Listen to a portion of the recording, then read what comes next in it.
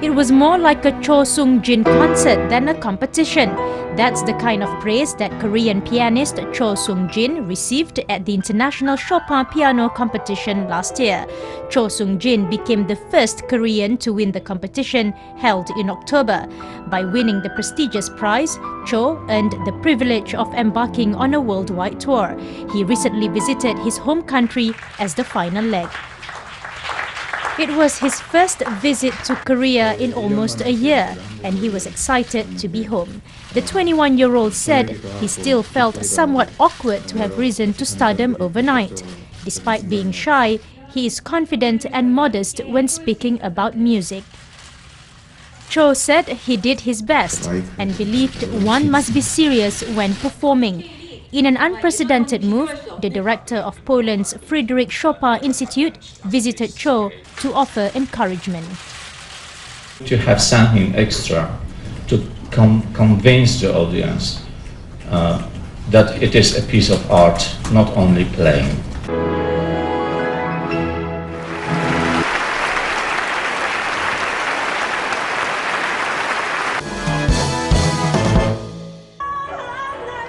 The term blockbuster no longer applies just to movies. Now there are blockbuster musical productions that can cost over $10 million to produce. For example, the musical Matahari. It is based on the true story of an alluring double agent. To appeal to global audience, the show's musical score composition, direction and choreography were entrusted to the hands of a famed Broadway production team headed by Frank Wildhorn. With the casting of such big names as Ok Joo-hyun and an impressive stage setup, the musical cost over $10 million to produce. The local production cost alone amounted to $10.3 million, the most ever for a domestic original musical. Original musicals have become as massive and costly as many blockbuster movies. There are more extravagant productions costing as much as $5 to $10 million to come later this year and next, such as The Plague and Ben-Hur. The Korean musical market has ballooned to 10 times its size in 2000. But concerns are mounting over investment polarization as funding is focused on a handful of productions in a domestic market valued at between $250 and $330 million.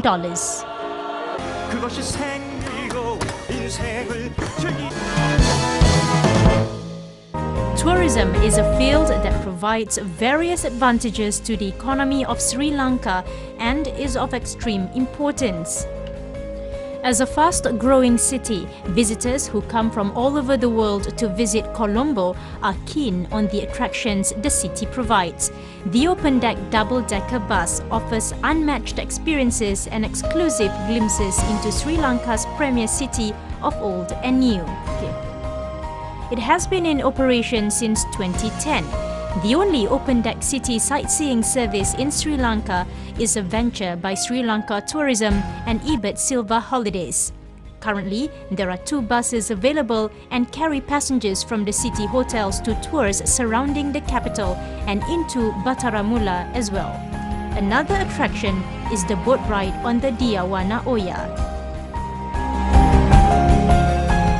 Colombo is, I would say, it is one of the cleanest cities I have come across. I was just thinking maybe it is cleaner than Singapore. It is a good opportunity to all of us, like foreigners as well as Sri Lankans. We never had that kind of experience, so I'm really happy. So I wish there's a lot of opportunities will happen in Sri Lanka in future.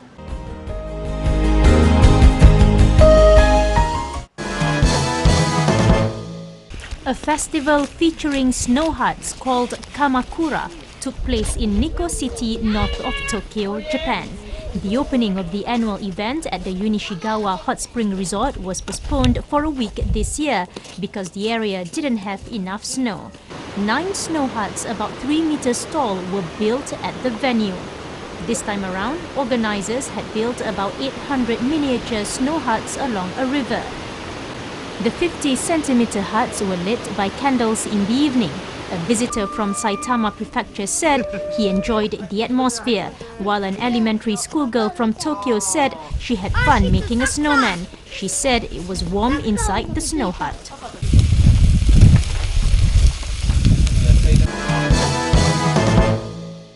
This season's first flock of cranes has left a winter refuge in southwestern Japan to return to Siberia and other northern regions. A crane conservation society in Kagoshima Prefecture says it spotted the first white-necked cranes heading north from the Izumi Plain recently. The society also says nearly 400 more followed within an hour and a half. A record of 17,000 cranes have spent the winter in the plain since the first ones arrived last October. Many people came to watch the birds' departure. A teenage boy who lives in Izumi City says he feels a little sad when the cranes start to leave, but he hopes they will come back next winter. The society says the first flock set off 11 days later than last year. And that departure was the earliest on record. All the cranes are expected to leave the refuge over the next 2 months or so. The Iranian Navy wrapped up a week-long naval war game in the country's southeastern waters recently, with parades in the presence of highest-ranking military commanders. Codenamed Velayat 94, the war games, whose tactical stage began on January 27th, came to an end with a massive naval parade involving a range of watercraft and naval units. The war game covered an area of around 3 million square kilometers, stretching from east of the strategic Strait of Hormuz to the northern parts of the Indian Ocean, known as the 10 degrees latitude. Chief of Staff of the Iranian Armed Forces, Major General Hassan Firozabadi, and Army Commander Major General Ataullah Salehi were among the figures that reviewed the naval forces on parade at the conclusion of the large-scale drills. Foreign military advisors also watched the naval parade aboard Iran's domestically manufactured Jamaran destroyer, which was the flagship in the military exercises. 90 vessels, 13 submarines including those from the Light Ghadir class and Heavy Tariq class, 17 airborne units as well as 20 unmanned aerial vehicles UAVs took part in the final parade. Iranian Air Force's F-4, Falcon and F-27 squadrons flew over the Navy's vessels, submarines and speedboats in the Sea of Oman and displayed their high power. Iranian Navy speedboats such as Azarakh and Shahab, as well as BH-7 hovercraft, also took part in the naval parade in addition to Navy helicopters. A range of homegrown warships, destroyers, frigates and submarines were employed in the exercises. A new tactical naval radar was also unveiled during the drill. The annual 2 sessions of Hubei province, which are the meetings of the Provincial People's Congress, the local legislature and the Provincial Committee of the Chinese People's Political Consultative Conference, are a bit different this year. This robotic journalist that attracted attention during the 2 sessions of central China's Hubei province is capable of making simple conversation with interviewees and recording their comments. Meanwhile, here is how a robotic journalist interview session sounds like. 我知道你是公车改革第一人叶青。你好，你还认识我啊？非常感谢。今年你又带了哪些建议上两会？好期待呀！今年可能。 Member of CPPCC Hubei Committee O Yang Kang answered the topic of the evaluation of green GDP. Yun Duo is also capable of recognizing faces. After the interview, Yun Duo will send the recordings back to Hubei TV headquarters. Once editing is done, the proposals of the committee members can be seen on Hubei TV's mobile phone.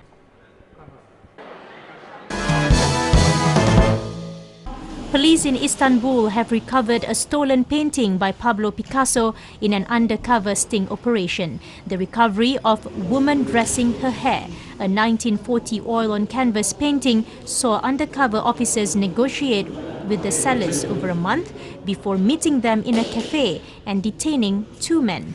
The artwork was recovered at the same time. Acting as a potential buyer, police contacted the suspects who offered the painting for $8 million. After a drawn-out haggling, officers arranged a meeting in Fatih, a district in Istanbul's European side, having agreed to buy the painting for $7 million. According to a police source, the piece was stolen from the New York home of a woman collector and brought to Istanbul to be sold. Police did not say when the artwork was stolen. The painting, which carries the collector's name and seals showing its provenance on the reverse, was sent to Istanbul's Mimar Sinan Fine Arts University to be examined. The painting portrays Dora Maar, Picasso's muse and lover, through the 1930s in a grotesque pose.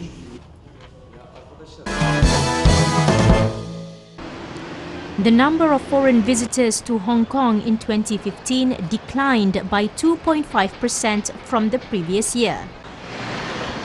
However, arrivals from some countries, such as the Philippines and Thailand, increased by 10%. Overall, the number of overnight visitors declined by 3.9%. With fewer visitors in town, the hotel industry says it has to slash room prices to stay competitive. For example, a $400 motel room could go up to more than $1,000 during the Chinese New Year period. But this year, many motels are offering a 20 to 30% discount.